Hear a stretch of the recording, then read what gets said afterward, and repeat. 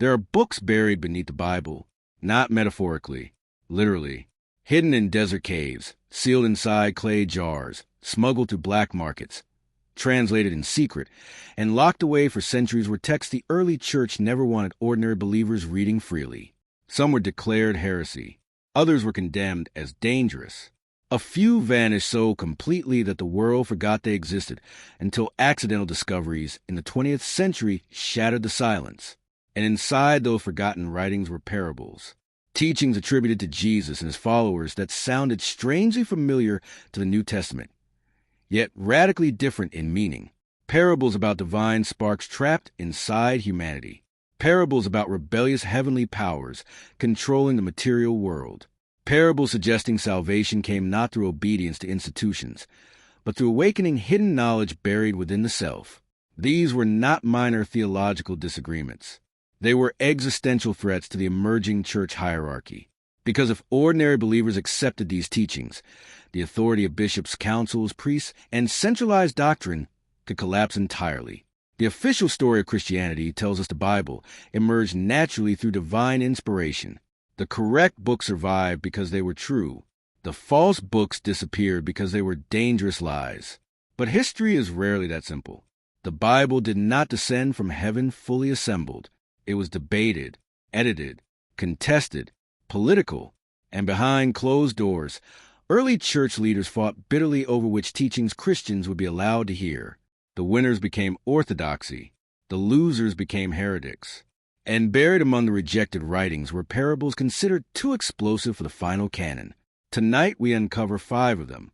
5 forbidden parables hidden in the Nag Hammadi library, Gnostic Gospels, and related early Christian traditions. Teaching so radical they threatened the entire structure of institutional Christianity itself. The first forbidden parable begins with a lion, not a conquering lion, not the Lion of Judah, a devouring lion. The Gospel of Thomas, discovered among the Nag Hammadi texts in Egypt in 1945, contains a cryptic saying attributed to Jesus. Blessed is the lion which the human will eat, so that the lion becomes human, and cursed is the human whom the lion will eat, and the lion becomes human. At first glance, the saying sounds incomprehensible, even disturbing, but Gnostic interpreters saw something profoundly dangerous hidden inside it. The lion represented the lower animal nature of humanity, instinct, ignorance, material attachment, and domination. To eat the lion symbolized mastering the lower self through spiritual awakening. But if the lion devoured the human instead, the individual became consumed by material existence and spiritual blindness. Why would this threaten church authorities? Because the saying shifts salvation inward. There is no mention of sacrifice, no mention of priesthood, no mention of institutional mediation. The battle occurs entirely inside the individual soul. That idea terrified emerging orthodoxy because centralized religion depends upon external authority. The church increasingly taught that salvation flowed through doctrine, sacraments, and approved hierarchy. But Gnostic teachings repeatedly insisted divine truth was discovered internally through direct spiritual awakening. The implications were revolutionary. If the kingdom of God existed within the believer, then bishops lost monopoly power over access to truth. And that idea appears repeatedly throughout suppressed texts. The Gospel of Thomas contains another explosive statement. The kingdom is inside of you and outside of you. When you know yourselves, then you will be known. Know yourselves. Not obey institutions. Not submit to councils. Know yourselves. This was spiritual dynamite, because self-knowledge became the pathway to divine knowledge. The church fathers recognized the danger immediately. Irenaeus, one of the most powerful defenders of early orthodoxy, attacked Gnostic groups relentlessly in the 2nd century. To him, these teachings threatened unity, authority, and doctrinal control. Christianity could not survive as an organized institution if every individual claimed direct access to hidden spiritual truth. And so many of these sayings disappeared from official Christianity. But the second forbidden parable went even further. It suggested humanity itself contained fragments of divine light stolen from heaven. The Apocryphon of John, one of the most influential Gnostic texts discovered at Nag Hammadi, presents an astonishing cosmic myth. According to the text, the material world was not created by the highest God at all. Instead, it was fashioned by a lower ignorant being called the demiurge, a false ruler who trapped divine sparks inside human bodies. Then comes a parable hidden within the myth. Humanity is compared to luminous treasure buried beneath layers of darkness and forgetfulness. Salvation is not forgiveness of sin in the traditional sense. Salvation is awakening to the divine essence already imprisoned within. That single concept threatened the foundations of Orthodox theology, because mainstream Christianity increasingly emphasized human sinfulness and dependence upon church authority for redemption. Gnostic traditions, by contrast, often portrayed humans as spiritually asleep rather than fundamentally corrupt. The difference is enormous.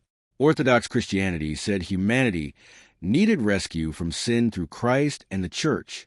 Gnostic Christianity often suggested humanity needed awakening from ignorance through hidden knowledge.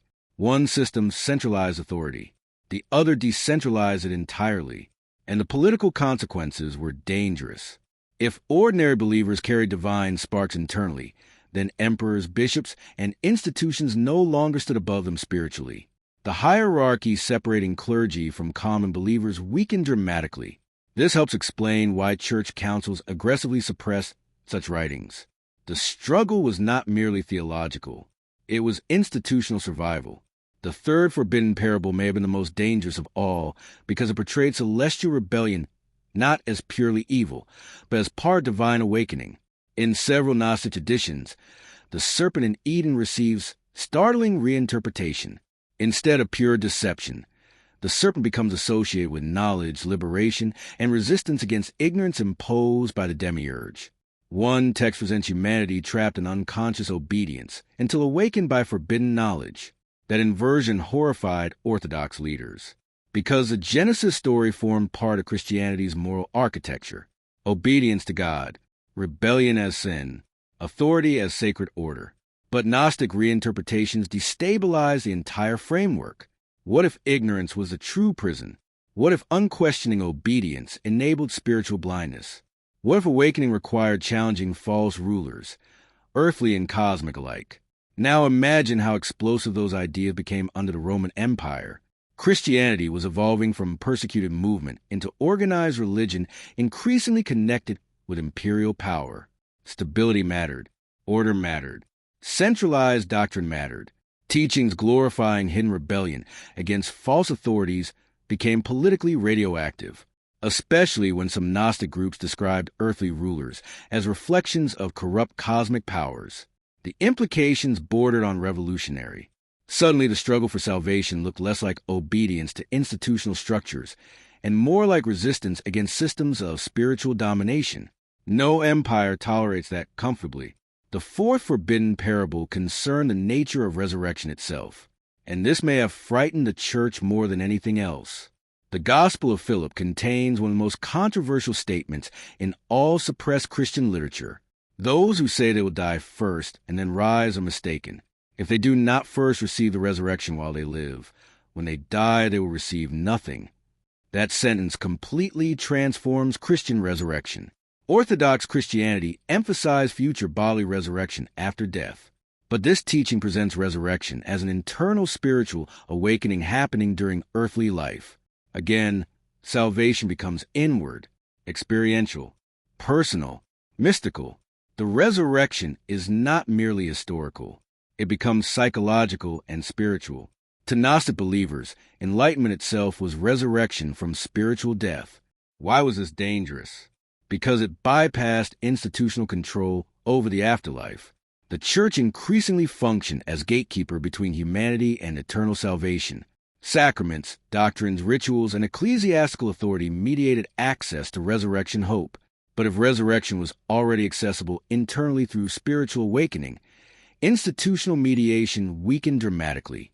The individual believer became spiritually empowered without requiring centralized hierarchy. And there was another threat hidden beneath the surface. Mystical experiences are difficult to control. Organizations survive through structure, predictability, and doctrinal boundaries. But direct spiritual awakening creates independent thinkers. People claiming personal revelation can destabilize entire systems. The early church fathers understood this danger perfectly. That is why so many anti-Gnostic writings accuse these groups of arrogance and chaos. To Orthodox leaders, decentralized mystical Christianity risked fragmenting the faith permanently, and perhaps they were right. But the suppression itself reveals how fiercely the battle over Christianity's future truly was. Then came the fifth forbidden parable, the one many scholars believe represented the ultimate theological threat, the parable of the hidden twin. Several suppressed Christian texts, especially the Gospel of Thomas, contain mysterious references to spiritual doubles or heavenly counterparts. Thomas himself is called Didymus Judas Thomas, meaning twin. Gnostic interpretations often treated the twin symbolically. Each human being possessed both earthly identity and hidden divine identity. The true self remained connected to heavenly reality beyond the material world. One saying attributed to Jesus declares, "When you make the two one, then you will enter the kingdom."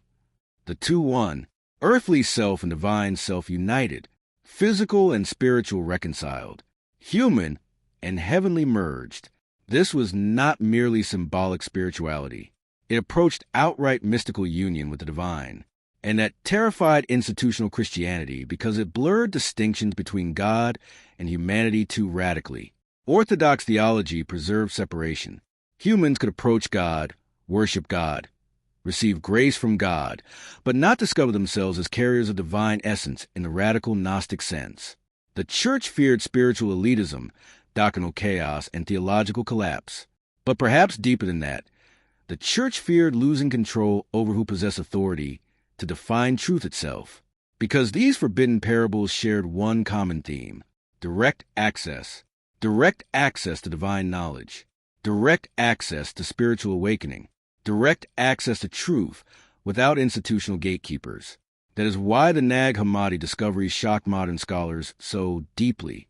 When Egyptian farmers uncovered the buried codices in 1945, they revealed an alternative Christian universe hidden for nearly 2,000 years. Dozens of suppressed texts emerged: gospels, mystical dialogues, cosmological myths, secret teachings, all showing that early Christianity was far more diverse than later orthodoxy admitted.